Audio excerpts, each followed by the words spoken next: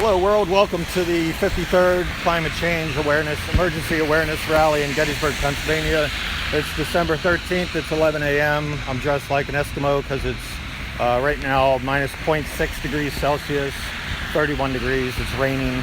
Not fun out here, but I expect I'll be the only one because I said to Tanya, don't bother coming by because it's just too brutal for this. And so I'll be the only one out here, of course, because no one else in the world, in the United States at least, gets it. That's what's happening. Presently, Greta Thunberg, well, actually, the first thing was some guy yelled at me as soon as I put my signs on that you got to check the sun. Well, yeah, I did, and I have been for years. And the sun's at actually a minimum. It's a grand solar minimum right now. So the sun's not even coming into play. God forbid if the sun ever comes out full or even halfway, we're going to cook alive because of the amount of greenhouse gases in the air. But people don't listen to that, or, they don't know the science. They listen to Fox Television or whatever program they're listening to. It's disinformation. And these people that are putting this out are hell-bent on killing us, whether it's for profit or for greed or for sinisterism. I don't know. I don't care. It's criminal activity, whatever is going on, because they're not doing actual science. They're just putting out bullshit statements and saying the sun's at a maximum or something like that, and that's what's causing climate change. It's absolutely untrue. There are many factors involved that they have checked into: volcanoes, other factors, natural factors, and none of them are held up. It's all man-made. That's what's causing this. So anyways, Greta Thunberg was named Person of the Year by Time magazine. She beat out Donald Trump and, I don't know, the whistleblower and other stuff. But she deserves to be Person of the Year. She inspired over 7 million kids to come out and protest in the last protest. So, they've had mega amounts of people protesting. You wouldn't know it in the United States because the media does not cover it. And I'll keep that as a constant theme throughout the whole talk here. As I said, it's raining. It's not fun. My hands are freezing right this second, but I'll get some gloves on in a little bit. The COP25 conference was going on. There's a big climate change conference in Madrid, Spain, which no one knows about, again, because the media is not reporting it. It is the biggest conference in the history of the world. It is probably the one of two last chances for the world to get together and actually make a difference and, cut back on greenhouse gas emissions. And what they're doing is they're hemming and hawing with each other. The United States, led by Donald Trump, has not sent a contingent that's reputable. Same as Australia, Russia, Saudi Arabia. So when the end comes, look no farther than your politicians and your government as to who killed you and your family. Don't listen to the media as to, whatever media puts out the propaganda saying it's the liberals or it's someone else that caused this.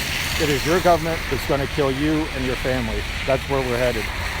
And I'm really upset by this because there's not only the media not covering it, the people at the conference aren't doing anything, and it's going to be a total disaster of what's going to happen in a few years. And I mean a few years, like 3 years, and then the final grand finale in 6 years. So get your hats on, get your food, get ready, because the shitstorm's coming for all of us. Just not coming out here and not participating in walks and not getting your boots on the ground or anything like that. This will come home to haunt all of us. And I'm at there's no peeing end of a pool. So, if people are doing their business at one end of the pool and we're all swimming in the same swimming pool, you're going to get the effects of it eventually. So it's not cool, it's not good, and I'm going to die, you're going to die, your kids are going to die, my stepchild's going to die, everybody's going to go just because of this reason. Sorry, this is a blunt talk this time. I'm pissed and people need to get out and start doing something. So right now we're in a dire situation, basically urban fires all around the world. Siberia, Africa, California, Indonesia, Australia. Right now Australia is getting ready to burst into flames. I'll hold on because there's a truck coming. Hold on. So anyways, this is really important. Australia's getting ready to burst into flames. They're going to have in the next few days, nowhere in Australia is below 97 degrees. They're in extreme drought. They're in a bad situation, and they're an example of what's going to happen in the white world.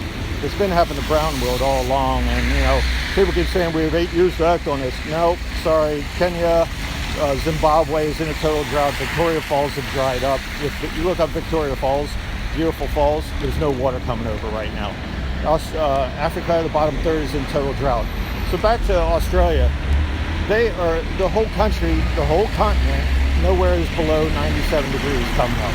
So this is an extreme situation where they literally could burst into flames and cities burn down and everything else.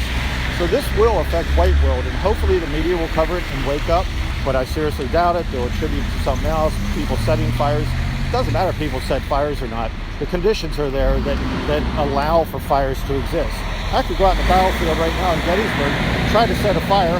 It's not going to work. But if we're in extreme drought and extreme heat, yep, the whole place is going to go up in flames. So the conditions are there for all that. If carbon dioxide stopped today, and we need some sort of mitigation beyond just stopping it, because it's like a bathtub full of water with a stopper in it. It's not going away.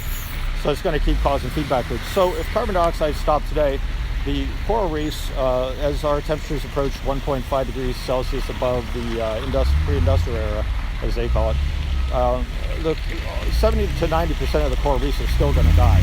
70 to 90% of all the coral reefs. So, we got a real situation here. If it gets up to 2 degrees Celsius above pre-industrial levels, 99% of all the coral reefs will be gone. So, basically you can kiss the coral reefs goodbye for good. I'm wiping off the camera, that's why it's messing around there. The U.S. subsidizes the fossil fuel industry for $20 billion a year. $20 billion. That's absolutely ridiculous. The European Union subsidizes the fossil fuel industry for $55 billion a year.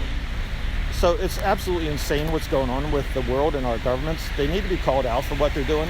You see a politician, you start yelling at them, okay? Don't be nicey nice, because this is getting ridiculous. I mean, we're in big trouble here, and I'm not kidding. This is a severe situation. Please pass this video along to whomever. I don't care. Put it on your Facebook, whatever.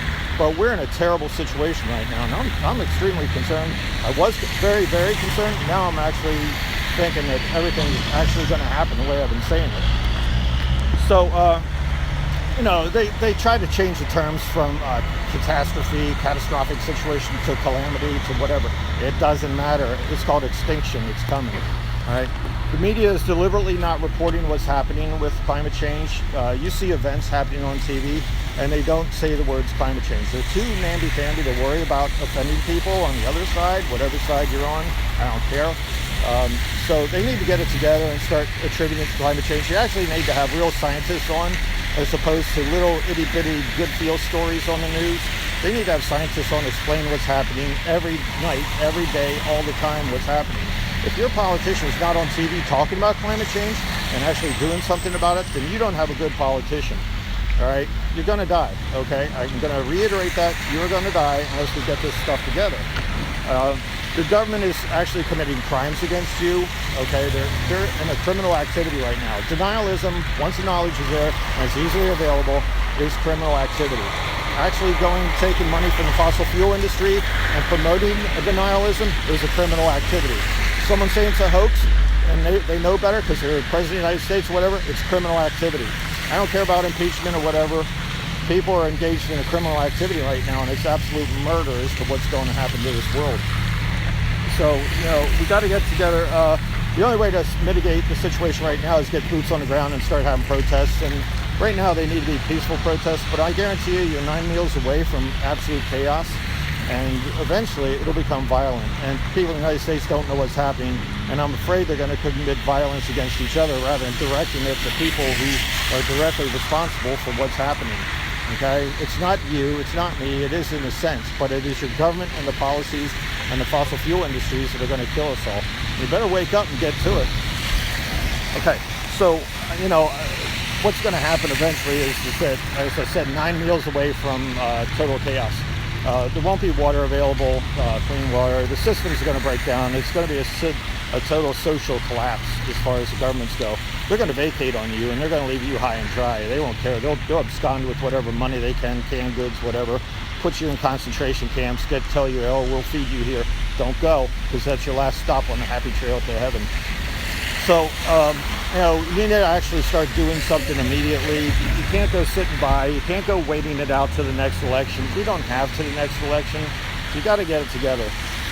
So I would fully expect by 2023, that's 3 years from now, that the self-apparent, readily apparent situation is going to be, here in the United States as well.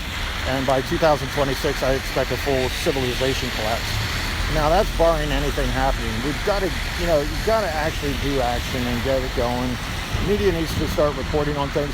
If you see a reporter, ask them and demand that they cover climate change. This is absolutely ridiculous, the things that they're covering on the news. You look at it, and if they're not covering climate change and they're covering some crazy, stupid story about a dog or a cat or someone going off on the service and helping our country out, they're not helping you right now, okay? We're going to need people here. We're going to need people around the world doing good things, planting trees, doing whatever you need to do, put up solar panels. You need to get off fossil fuels immediately and then figure out some way to reduce fossil fuels or carbon dioxide and greenhouse gases in the air. So my hand's freezing to death right now. It's pretty numb. So I'm going to knock off here, and next week will be December 20th. And that'll be one full year of broadcasting on that date. That'll be the 54th Climate Change Awareness Rally. So hopefully I didn't bore you or scare you to death, but you should be scared at this point. You should be petrified. You should almost be hysterical and demanding change. So get to it. You have a job to do, and I'm out here doing mine, and you have your job to do, and I implore you to get out there and start doing something. See you later. Bye.